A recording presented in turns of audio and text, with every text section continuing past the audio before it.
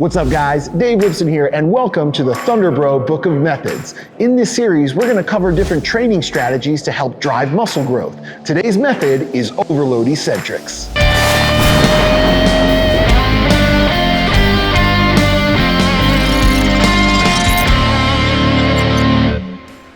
The utility of the overload eccentric method is being able to get a lot of muscle tension through the eccentric lengthening portion of a movement. This is where we're able to achieve a lot of muscle micro-tearing or muscle damage that can then heal, remodel, and regrow thicker to get a hypertrophic effect. It's also great from a neurological perspective, getting used to lowering weights that are more than you can currently lift. The goal here is heavy mechanical loading and time under tension, which means again, if the bar ain't bending, you're just pretending. You're gonna wanna have a lot of pressure coming down on that eccentric portion of the movement to be able to get that muscle damage. You're also gonna move slowly through that eccentric lengthening so that you can get good muscle micro-tearing occurring. You can do this for anywhere from 3 to 5 reps, for anywhere from 3 to 10 sets.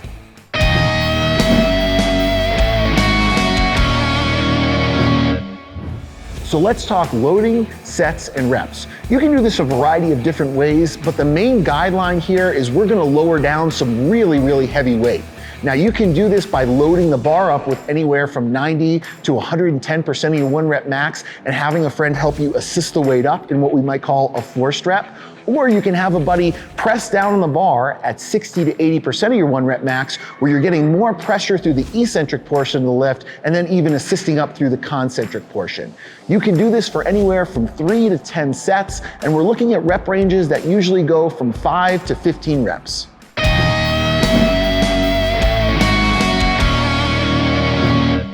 So we're gonna show you a couple different ways to do this. The first way we're gonna show you is without putting extra pressure on the bar on the way down, we're just gonna load the bar up with a lot of heavy weight, and you're gonna help assist the weight up when your buddy lifts. So Jason's gonna unrack, and he's gonna lower down nice and slow. And he can do this anywhere from a 3 to a 5 second count, and once he gets to the bottom, I'm gonna help him up. And that just helps him putting the focus on the negative. Even if he's not strong enough to lift it up, we're still getting the benefit of that eccentric portion.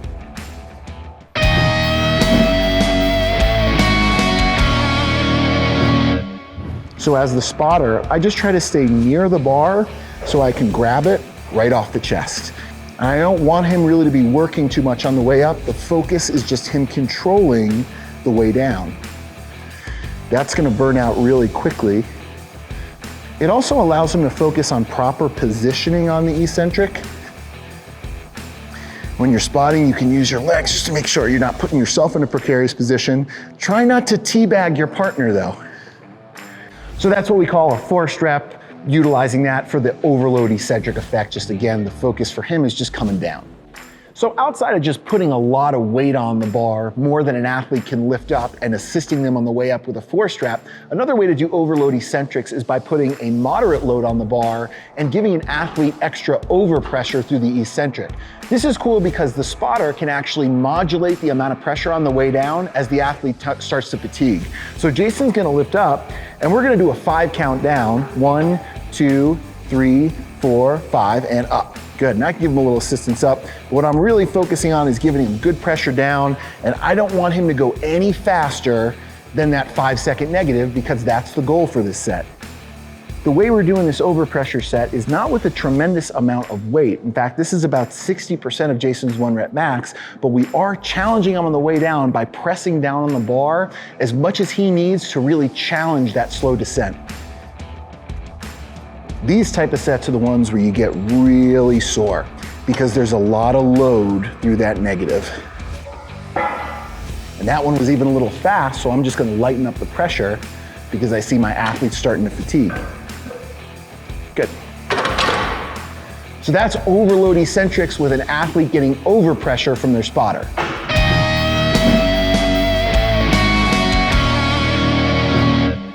So you can get really creative with this stuff where you can actually combine overload eccentrics with straight reps. So in this next complex, Jason's gonna perform a 5-second negative with me pressing down on the bar immediately into 3 fast reps, 3 times through. The goal here is to get a little bit of repetition work, a little bit of metabolic stress, while still getting a slow and controlled negative in. So here we go, he's gonna come up, and I'm gonna give him good pressure down for a 5 count, and now 3 reps. 2, 1 more, 3, good, now down. And now 3, 1, 2, 3, and then slow down.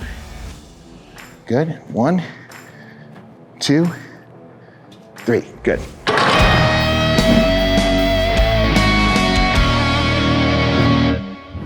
The final way we can execute an overload eccentrics is if you have access to advanced equipment and the luxury of things like these release hooks. This is a fantastic tool for lowering a massive amount of weight that's then gonna pop off the bar into some straight weight. Now, when you do something like this, you're probably gonna do it for lower repetitions. So for this complex, Jay's gonna perform 1 slow and controlled negative with the release hooks. Then as soon as they pop off, he's gonna perform 3 fast reps. This is really advantageous for increased neuromuscular recruitment as you're actually tricking your body into recruiting more fibers than it needs to actually lift the straight weight up. So because the release hooks actually release after just a single rep, we're looking at lower repetition ranges. You can do this just for a single if you want to, where you're gonna lower more weight than you can for a single rep and then just pop it up once it lightens. Or you can do things for kind of overload eccentrics and rate of force development type of work, where we're gonna go down slow for 1 and then 3 fast reps as much as you can. The big idea here is that you're just tricking the brain into recruiting more musculature than it needs to be able to lift the straight weight up with the release hooks off. Don't underestimate that negative. Oftentimes people will throw their 1 rep max on the bar and then put a little extra weight in the release hooks.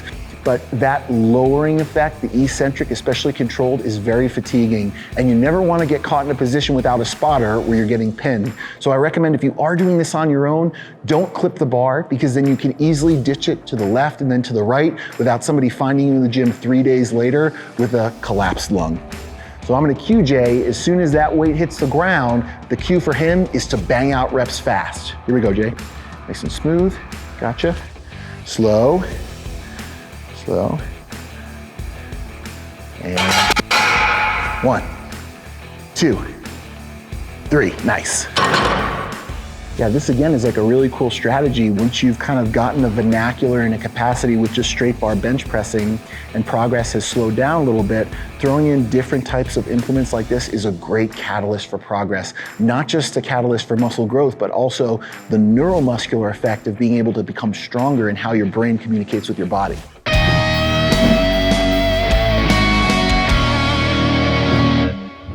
So now we can take the concept, forced reps, assisted reps, or overpressure, and start to apply them to a variety of different compound movements. So here, Jay's gonna show you how to do an overload eccentric using a lat pull down. So he's gonna perform a set of 5, and what I'm gonna do is I'm just gonna help him on the way down, ready, and pull, and nice and slow on the way up. I take my pressure off, and pull. Take it off, slow, slow, slow. Pull. And again, as he gets more fatigued, I can just give him a little bit more help on the way down. Slow. Last one. Slow, slow, slow. There you go. Nice. These type of things, you can really feel the effect immediately. It's shocking to the body, but it's also a tremendous potent stimulus where you don't need to even do a lot of volume here to get a lot of training effect.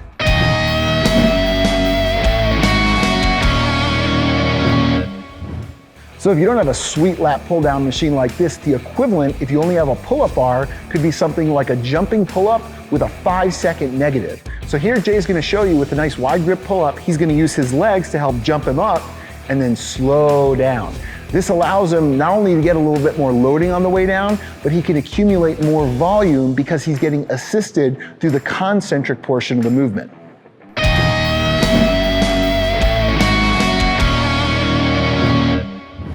So here we're using the same concept that we did with the other movements, a partner giving overpressure for an overload eccentric, and we can get really creative with how we do this. So Jay's gonna perform a leg extension here, and I'm just gonna put overpressure on the way down each rep.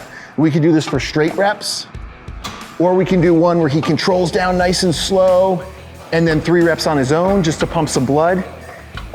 He can even do a slow down and partial reps just to me, up, just halfway up, 2, 3, and now down, going up. Jay's gonna try to fight me down, good. All the way up, fight me down, yep, way up.